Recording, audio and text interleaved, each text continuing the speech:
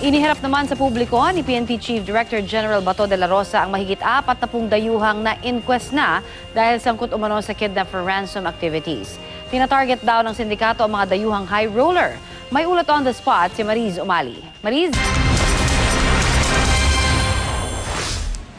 Connie, na-inquest na nga kahapon ang naarestong 43 mga foreign nationals na sangkot di umano sa loan shark syndicate at kidnap for ransom activities. At kanina ay ipiniresenta sila ni PNP Chief Director General Ronald Bato de la Rosa sa media.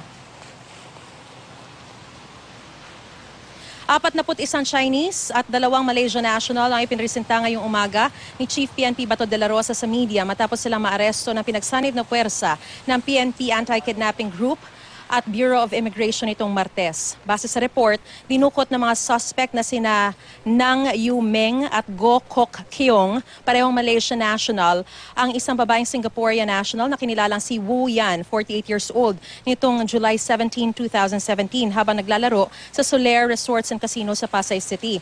Bago nito, kinaibigan muna nila si Wu nang natatalo na ito sa kanyang laro. Inaya nila si Wu sa City of Dreams na maglaro naman doon at baka swertehin daw siya doon. Sumama naman ang biktima pero sa halip na sa City of Dreams, dinala ang biktima sa Bayview International Condominium sa Rojas Boulevard kung saan hininga na siya ng $180,000 na ransom money para siya ipalayain. Nitong ang Martes ay nailigtas siya ng mga otoridad at naaresto pati ang iba pang mga kasama sa Loan Shark Syndicate. Ayon kay Police Senior Superintendent Glenn Dumlao, Director ng Anti-Kidnapping Group, ang modus daw ng grupong ito ay kinakaibigan nila ang mga natatalo sa kasino. O-ofera nila na pautangin at aayaing maglaro sa ibang kasino sa pag-asang mas saswertehin ang target na biktima sa ibang kasino. Pagka kumagat at lumipat siya isasakay sa van pero sa halip na dalhin sa kasino ay kikidnapin na pala ito. 4 daw ang nag-ooperate kada team. 2015 pa raw na italang nagsimula ang operasyon ng sindikato pero nitong Hunyo naging talamak daw ang pangingidnap ng mga casino player. Ayon kay Chief PNP Bato de la Rosa, 2 loan shark syndicate na ang kanilang natukoy na nag-ooperate sa bansa. Isa itong kanilang naaresto at hinahanap pa ang mga miyembro ng isa pang sindikato. Sa grupong ito, nakatakas at pinaghahanap pa raw ng pulisya ang kanilang leader.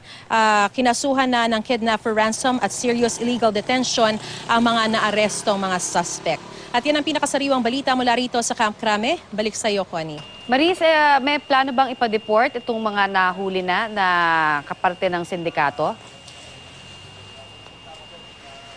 So far, Connie, kailangan muna silang humarap sa kaso nila, kasi sila ay dito kinasuhan ng serious illegal detention at ng kidnap for ransom nga.